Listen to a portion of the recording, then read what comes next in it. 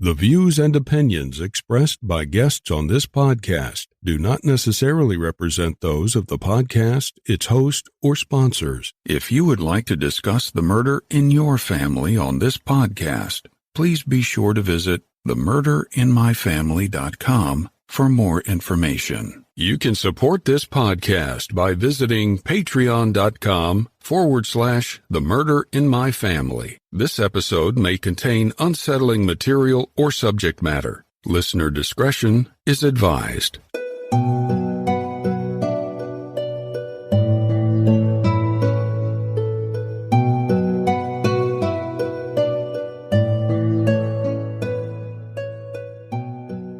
Thank you for joining me for episode 51 of The Murder in My Family.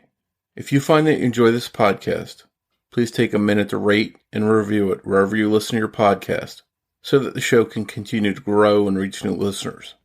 To learn more about the show or the cases we discuss, please visit themurderinmyfamily.com. You can also find us on Twitter with the handle @MurderInMyFam or by searching for the Murder in My Family podcast on Facebook.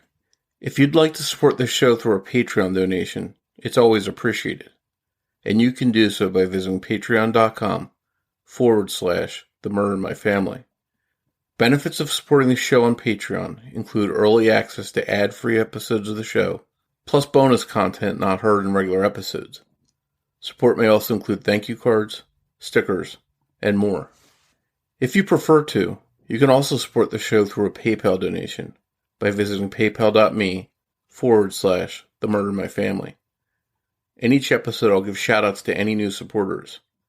And thank you to all of the supporters that generously donate to help keep the show growing and improving. Before we get started, I just wanted to ask that you'll please consider supporting any of the sponsors that you hear in The Murder in My Family, the way that those sponsors support the show. It's with our sponsors' support that this show can go on and continue to provide a platform to share these stories with you in every episode. Thank you, and now on with the show. This episode is being released on December 21st, 2019. This is a week for many that is a time of celebration or a time of reflection. For some, the last week of December and the Christmas holiday is a chance to spend time with family and the ones you love. The same was true for Melissa Taylor Ellison, a young 20-year-old mother who was well-liked and had a bubbly personality. Better known to her friends and family as Missy, she was spending her Christmas with her baby daughter, 13-month-old Casey, 32 years ago this week. But before mother and daughter could ring in the new year together and welcome in 1988, Missy would be dead, the victim of a brutal attack. Who killed Missy Ellison, and why? Missy had recently separated from her husband Mark Ellison and moved into a Jacksonville, Florida mobile home that her parents owned.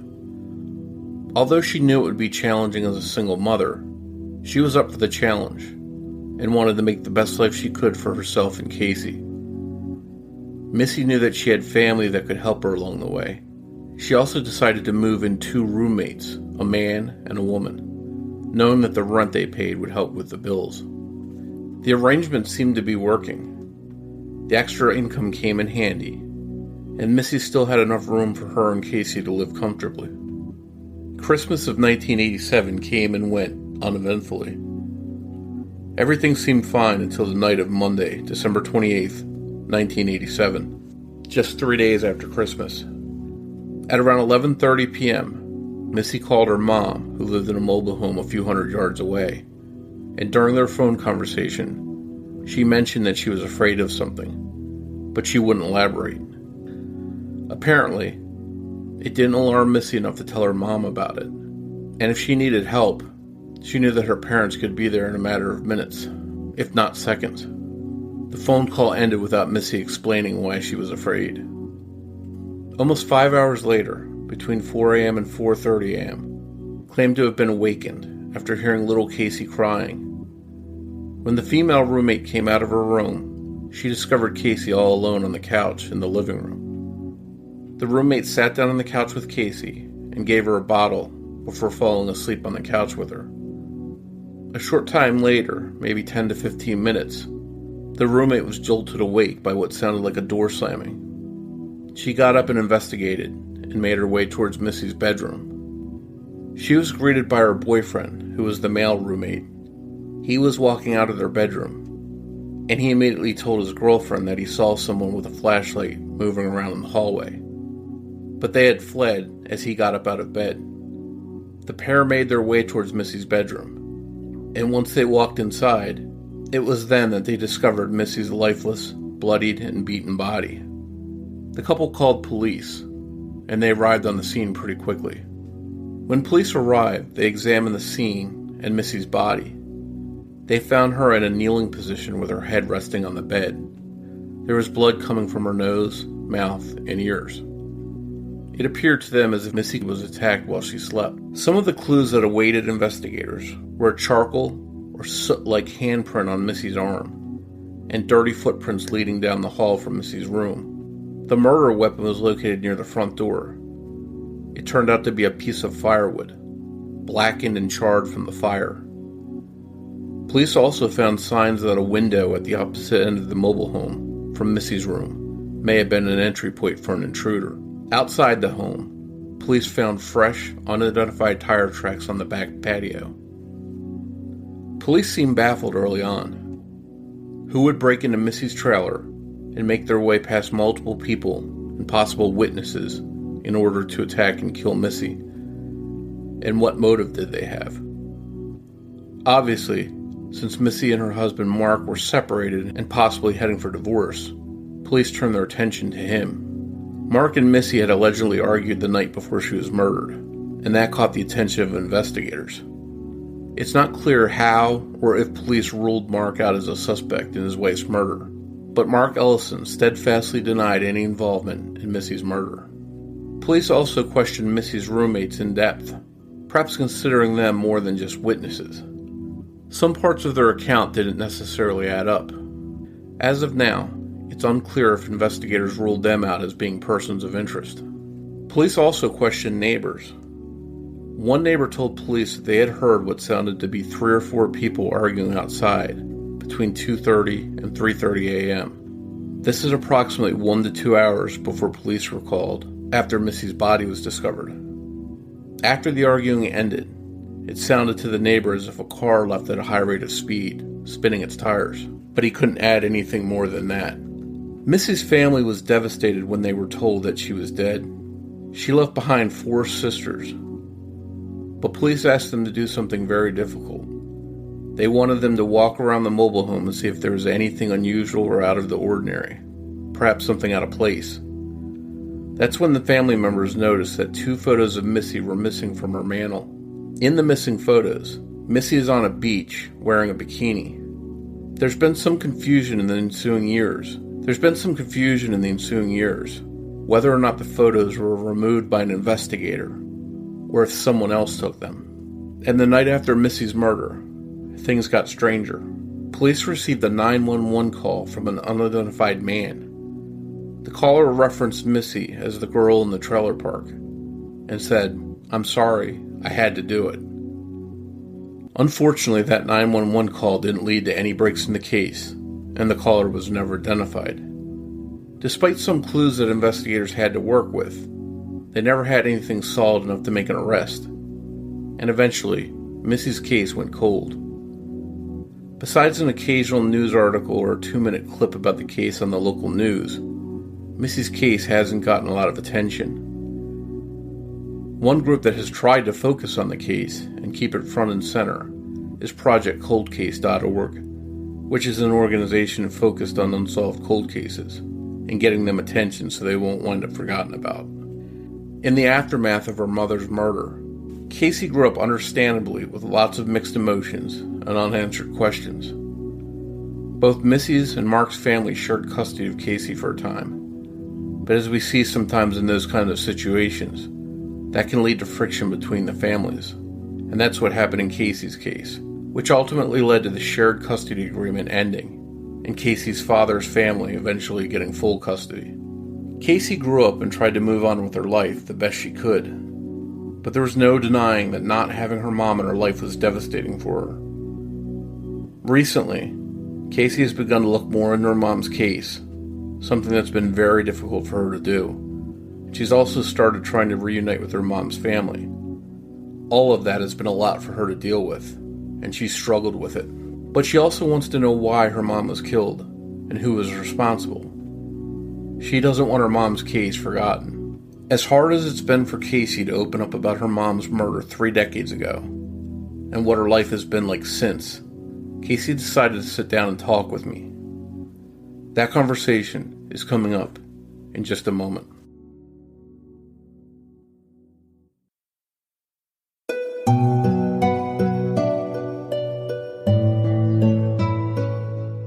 Hi, Casey, and thanks for coming on to discuss your mom's case with us. Thanks, Mike. Thank you for having me.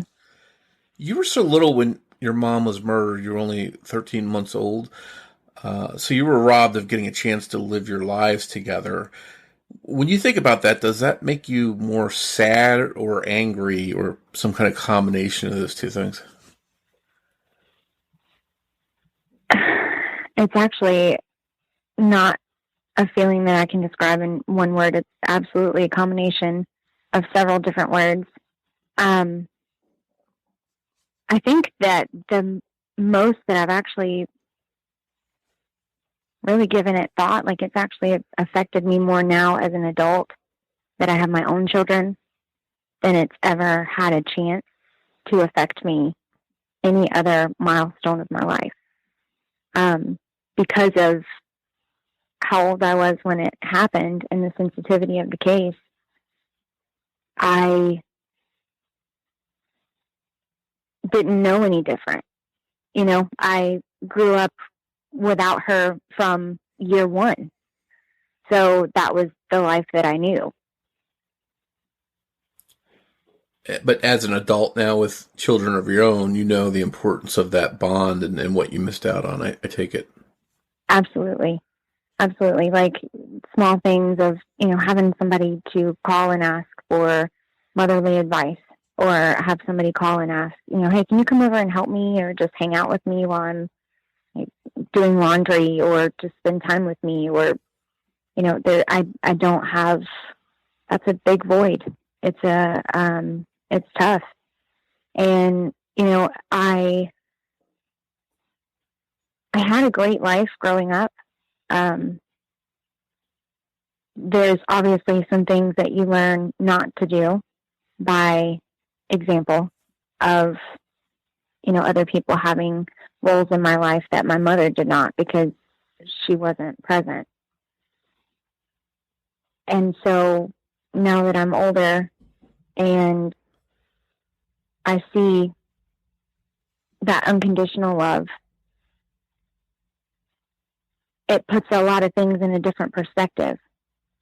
And I'm able to see by different examples of how to be the mom that I didn't have.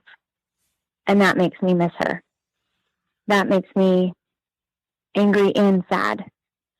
And it makes me feel a description of a word that I'm not sure how to describe. I like a non-emotion, because it happened when I was so young and it was so long ago that this has been my life, and this is the only life that I have known. I've only known to be without her. So I feel a sense of guilt. I don't know if it's a survivor's remorse at the fact that I'm missing or mourning a void that has always been there, or if it's an anger because it's gone this long with absolutely no closure, no story, no justice, and the different levels of uncertainty and the amount of questions that don't add up and pieces that are missing that don't make sense. There's an emotion that I'm not sure how to feel, because, or how to describe even, because of the possibilities of the entire situation, if that makes sense. Yeah, it does. And so I don't think we can underline the importance of that relationship with your mother enough, because I think it's so important to all children, especially it seems like that bond between a mother and daughter is just one that you can't, it's incomparable. Absolutely. I mean, that's who teaches you how to be the woman that you are growing up to be like. That sets the example when it comes to your personality. You're a personality of your parents, your genetics. So when you're not with that personality, there's, almost a teaching that's being missed. There's almost a mimic that you are trying to uphold yourself, and you have no example of what to do. And that's difficult, being a mom, because I don't know what the right way to handle certain things are. I know how certain things were handled to me, and I don't want to handle things that way. And I can only imagine how things were handled, how they would have been handled had it have been by her, with her personality and as bubbly as they say that she was, and the stories that I hear, even 32 years later, what a joy she was to be around. Those are things that I am very sad that I didn't have the opportunity to get to know my mom on that level. And that leads me to the question I was going to ask you. Since you didn't really get to know your mom in that way, you've had to learn everything about her from, I assume, family and friends. And based on what you've been able to piece together about her, can you tell us a little bit about your mom and what kind of person she was, what she was like? Absolutely. She was silly. All of the stories that I've heard are just absolute silly stories. Like, she was very gullible. She was bubbly and had a great personality and can make anybody laugh. Just walk in a room and it was full of sunshine. Her funeral was barely standing room only, if that tells you anything. I mean, the procession to her funeral was over 4 miles long, and she had it was full of flowers, and that, like, it was like the world got darker when she left. It put such a negative imprint on my family's life that it was like joy was stolen. So that just needs you to believe that she was great. And I have heard so many stories from random people, because we favor each other so much.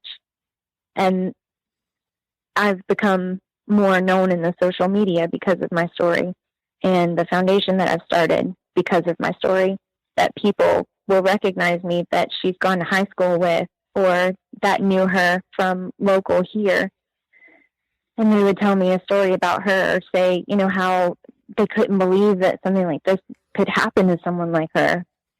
And it just makes you feel like she was a good person and she's sorely missed. I've covered a few cases in which someone's young child is in the home when their parent is murdered at the time of the murder. And sometimes those children are harmed and sometimes they're not. But luckily in your case, you weren't physically harmed. Is that correct? Correct. After your mom's murder, what happened to you? Did you go to live with family? Yes. After my mom's murder, my dad's side of the family and my mom's side of the family fought over me heavily.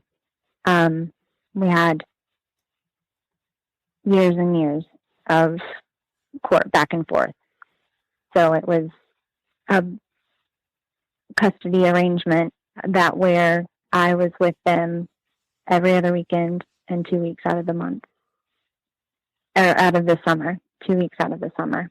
And the day after every holiday, I was with my mother's side of the family. And then the rest of the time I was with my father's side of the family.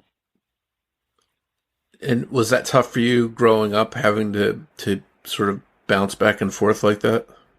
Yes, it was really tough. Yeah. And I think for any child that's in any kind of battle like that, custody related, that can be very tough for them to deal with all of that. And then you're already missing your mom, so that probably compounded things. Yeah, and it was really hard to see, the way that my mom was killed was, not the conventional, that it was a passion crime. It was somebody came in and beat my mom to death. So the grief and the not closure and the constant questions and the running around the rabbit trails, it was really difficult to see my mother's side of the family disintegrate the way that it did. And grief and that heavy weight of burden of not knowing, and that side of depression, I saw what depression can do to someone, and I wanted to not ever be a part of that. Like, I never wanted to get to that point. Like, I mean, I can completely, as an adult now, understand that depth of feeling. I mean, can you imagine? You would never want to. I don't want to ever imagine. God forbid it. But I understand it. And I saw that growing up, and that was so difficult to see that side just wilt and just have no luster in life left. And then be with my dad's side of the family who, I lived a great life. I can't sit and say that it was all bad, because it wasn't. My dad ended up remarrying, and, they were married for the majority of my life. They're not together anymore, and that's fine. But, she taught me a lot of survival skills, and she was my mother's substitute. And, she taught me what I needed to survive.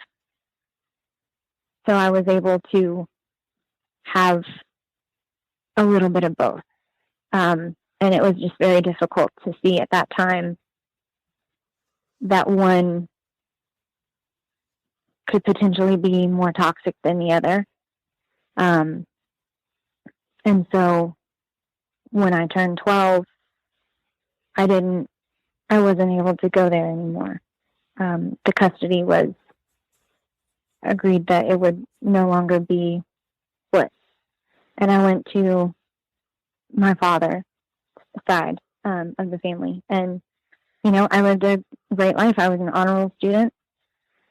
I was in clubs and a cheerleader, and I did all the great American things. And, here we are. When I turned about 17 or 18, I got back together with my mom's side of the family and tried to establish a relationship then. And we have continued to establish the relationship, and try to thrive with it. And, it's only gotten better. Life is continually only getting better. And I think it was really difficult because, let's just go ahead and bring the elephant in the room. Like, the case has been addressed now, in the media. And there were so many speculations that it was difficult to hear the background noise. That was the worst part, was the background noise of there being no answers. So people made up their own answers, and somebody had to be blamed for a heinous crime that nobody was ever even questioned really about, Was there anyone that you think took the blame, maybe unfairly overall? My dad did. Absolutely. He was always the one that my mother's side of the family blamed. Because that was her husband. Of course, that's, you see it on any media outlet. You see it on absolutely any post. You see it on anything. The first thing somebody says is her husband, because of the type of crime that it was. And that's all that I ever heard. growing up. There was no other option. But then I'm with my father and that side of the family, and he's showing me the only love that I know. You know, he's showing me compassion, and he's showing me there's absolutely no way that he's capable of doing something like this. There's no way. So the going back and forth was that growth period that was the most struggle for me, was having to be able to discern my own opinion without anyone else's. It sounds like a very tough situation to be in. Yeah, it's still a very tough situation to be in. You talked a little bit about hearing stuff or having to sort of deal with those accusations or whatever.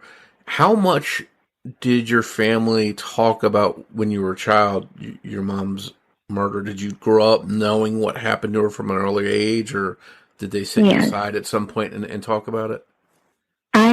I don't remember them ever sitting me aside at one point and talking about it. I just feel like I've always known. Like, I feel like it's just never been not talked about. I know that based on what we talked about earlier, you feel in a way that you have just been able to really talk about the case, that the case itself is really just getting talked about fairly recently. How recently did that happen for you? So I turned 33 this November, and this December 28th of 2019 will be 32 years. February of 2019 was when Project Cold Case picked up our case. So February of 2019 was the first time anybody has talked about her case since 1989. Did you feel that the case itself was forgotten or missing, or somehow missing? Or Absolutely. I felt like the case was just unsolvable. I felt like the case was absolutely forgotten about. I felt like she was forgotten about, and I felt like it was a piece of my life that I had to lie about. Did you almost feel some kind of shame or something for being part of it, part of the story? Yes, I felt, I'm going to say shame, sure. Shame because I felt guilt. Shame because I felt like everybody wanted me to move on from it. Even though my mother's side of the family was hurting so bad, so Project Cold Case picked up the case in February, and then in April, Katie Jeffries did the segment on Unsolved in the beginning of April, and then my mother's mother died this April 18th of 2019. So she died without knowing who killed her daughter, and I watched her just mourn and grieve for the last 31 years of this. When she was going through all of the understanding that this was, this is it, like this is the last of the line, she would talk about it more, and she would be really bitter, so much bitterness, because if you sit here and you look at the case and you look at the paper clippings and you talk to the detectives and you do all of the scenarios in your mind, it will drive you absolutely mad at all of the different things that could have happened. It could have been a burglary. It could have been the roommates. It could have been somebody that was a serial killer. It could have been somebody that was just happened to be in the trailer park that night. It's a trailer park. Like, we're talking maybe 20 trailers. It wasn't a huge mobile home facility. It was a little in the middle of nowhere before Normandy was even built up here on the west side of Jacksonville trailer park. And her parents, my grandparents, lived less than 500 feet away. And all of this stuff happened right there, and nobody knows anything. It will drive you absolutely mad. So there were people that felt like I should be over it. Like it was an inconvenience to discuss it. It was either the potential that it could have been my father because of the nature of the crime and because that was her husband and because they were separated. He had all of the motive in the world, but his character doesn't show that. His character is completely different from someone that you would imagine could do something like that. You know, they've had to have some type of a karmatic life, and it just didn't add up. So having to defend my father to my mother's side of the family every time I was there was tough. You don't want to hear that your parents were not in love. You don't want to hear that the person that's supposed to be your example of a father could be something like this. That's so much toxicity, and it's hurtful. And to see that it was never resolved, and there were so many questions, and there was so much anger, and there was so much bitterness, and there was so much pointing of fingers, and just hurt, and a huge void that was absolutely never even addressed, that it was just ignored. Like it was too big to deal with, that it became inconvenient to even speak about it. That was what it was like. Has having a voice now been any kind of therapeutic, or has it helped you in any way, or is it really tough talking about the case now? It's a mixture of all of the above. It's tough to talk about it because I've never talked about it, so I'm not sure what to say. And then also because it is an unsolved case and I want to maintain the integrity of it. But at the same time, I want to talk about it because in my heart, I do not believe that it was my father. In my heart, I don't at all believe that he had anything to do with it. I believe that it was the roommates that have more of a story that they need to tell. I feel like their story doesn't add up. And I now know that one of the roommates has passed away. And, you know, somebody knows something. And it makes me want to talk about it because I want to be able to have the answer. I just want a story. And I want the peace for my family. I want the closure. The justice portion of it, to me, is not going to repair the damage that it's done to my family with not having the answers, with not having the closure, and my grandmother passing away and the bitterness that she did. But it doesn't matter about the justice portion for me. Does she deserve justice? Absolutely. But justice in this point is not going to solve anything anymore. I just want the closure to be able to move on so that she can rest in peace and so that my family can move on. But at the same time, I don't want to bring, like, it's either radically going to change my life or it's not. So it's almost like a Pandora's box when you think about it sometimes. Hopefully it's not. Hopefully it's someone that I have no idea that it is, and we can move on and there can be closure. And then it makes me angry because you read the newspaper reports and you see, if this were to have happened today, this murder would be solved within hours. Hours at a minimal. And it's been 32 years almost. There was such a lack of duty, per the reports from these investigators, that it was just absolutely poor evidential gathering. It was just poor. And there's no reason at all that this case should have gone this long without being solved. And that in itself is frustrating. Well, it sounds like as tough a road as it's been for you after all these years, that you still want to go forward and keep your mom's case out there and hopefully generate some kind of interest or knowledge in the case so people don't forget about it. Absolutely, I do.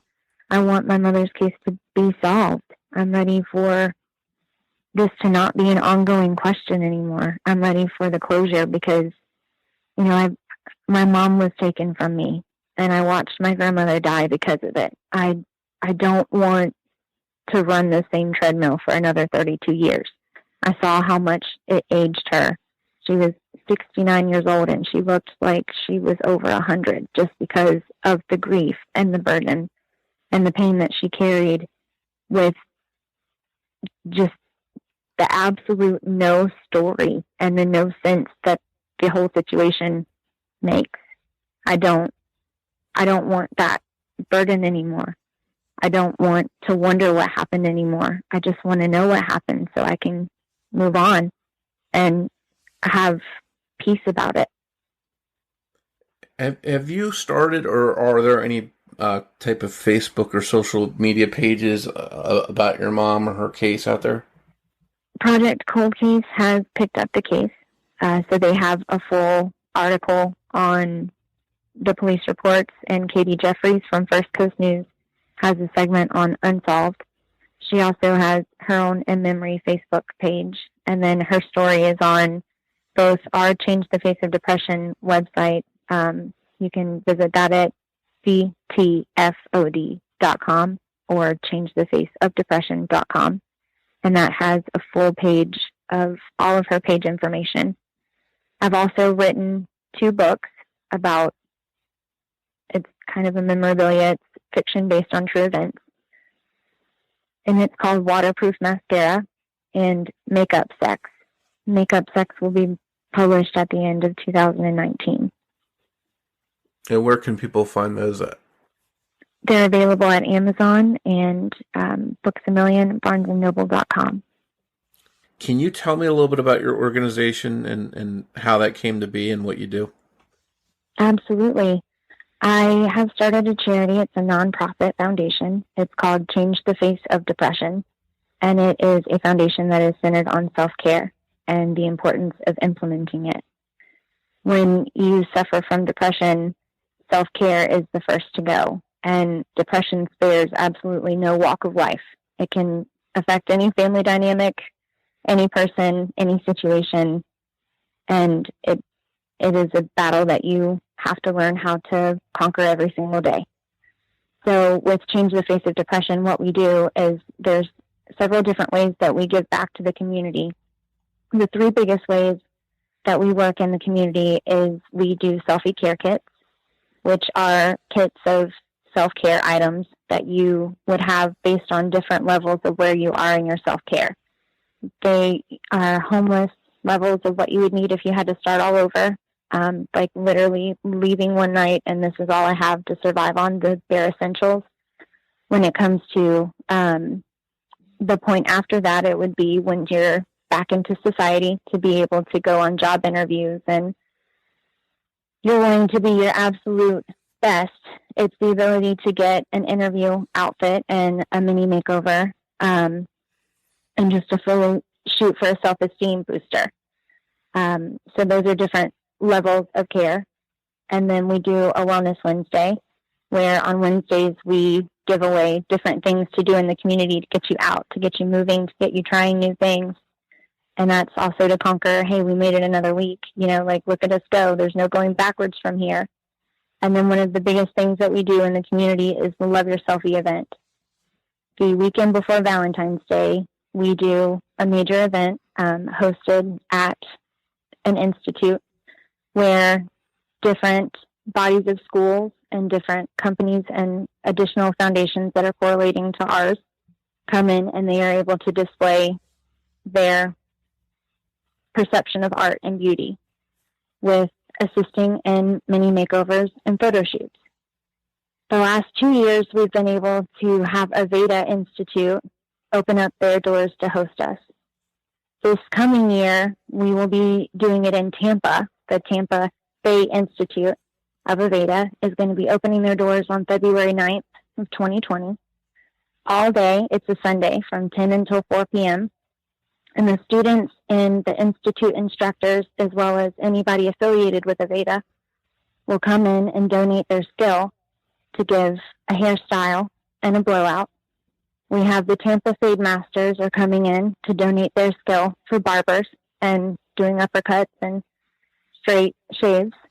And then we have award-winning artists that are coming in as photographers to showcase their skill with mini photo shoots. So everybody is welcome to come in, and it's a source for resources. We have donations that will be coming in for self-care bags to give to all of our attendees. Kirk's Soaps has donated soap to give everybody. We have several different companies that are donating wellness items to get people out, to get them moving in the community, to help with depression, to make it a celebration of yourself. And then whenever you're done going through all of the wellness stations, you're treated to a photo shoot for a self-esteem booster. And that way it brings all the community and all the mental health advocacies together as, again, a source for resources to help anyone that needs to come over the side effects of depression and help boost your inner self and see that there's no going backwards from here. So that is Change the Face of Depression. And I started Change the Face of Depression because I suffered from depression with a lot of the trauma that has gone on from, 13 months old until I was able to understand what that trauma was and work on actually fixing it instead of putting Band-Aids over bullet holes. I created Change the Face of Depression to be the voice that I needed.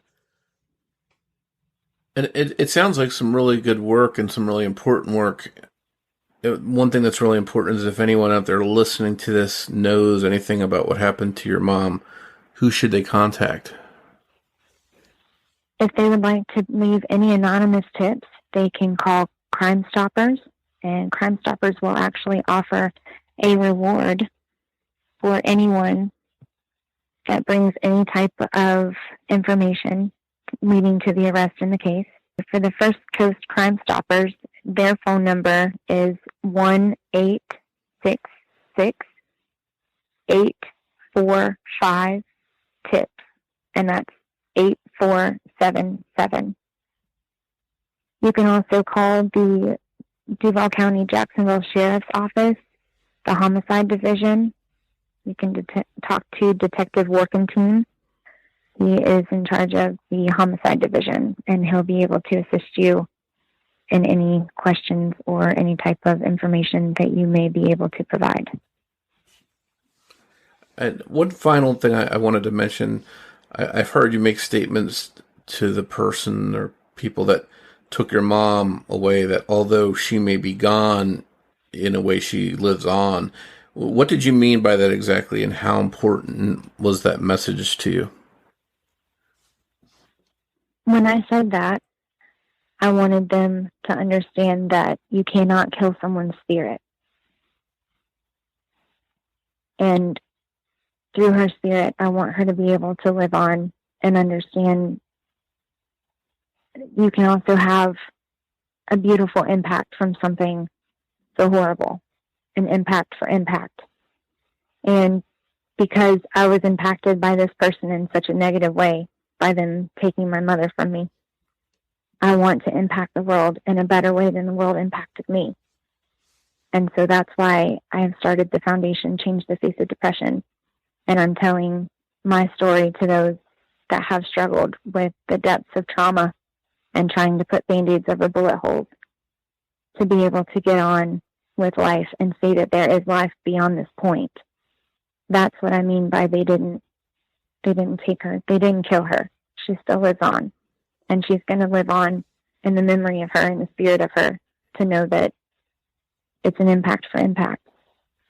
Well, it's been 32 years, and I hope that before the time it reaches another anniversary, I'm hoping that somehow you get answers and get some kind of peace from finding out who did it, and maybe they can face justice. Thank you so much. Me too. Thank you once again for joining me for this episode of The Murder of My Family. Just a reminder, if you have any information about Missy's murder, please call the Jacksonville Sheriff's Office at 904-630-0500. Or to remain anonymous, call First Coast Crime Stoppers at 866-845-TIPS. If you enjoyed this episode, please introduce a friend of the podcast and invite them to listen. I just want to let everyone know that this is my last episode before I take a holiday break. I'll be back with an all-new episode of The Murder of My Family on January 11th, 2020. And I just wanted to take this opportunity to wish everyone listening happy holidays and a happy new year. And although I won't have a new episode coming out until January 11th, on January 2nd, I'll be releasing a very special audio that I hope you'll listen to, something that I look forward to sharing with you. So please be on the lookout for that. As we wrap up this episode, I'd like to invite you to listen to a preview of a true crime podcast that I think you'll really enjoy. It's called Women in Crime. Be sure to give it a listen. And before you go, remember that every murder victim means something to somebody. In the last several years, criminologists have really begun to focus on the topic of women in crime. This interest has inspired Amy and I to create a podcast devoted entirely to true stories about women in crime. Twice a month, we will discuss individual stories of women who have been victims of crime or perpetrators. Sometimes these two are one and the same. We will also choose cases in which women have been falsely accused, exonerated, or women whose work in the criminal justice system has brought them notoriety. By staying true to our criminologist roots, we will tell you the full stories of these women, but we will also explain the cause of the events that happened and whether the criminal justice system got it right or not. No matter what, this podcast will focus on women in crime all of the time, so stay tuned. Women in Crime is available now.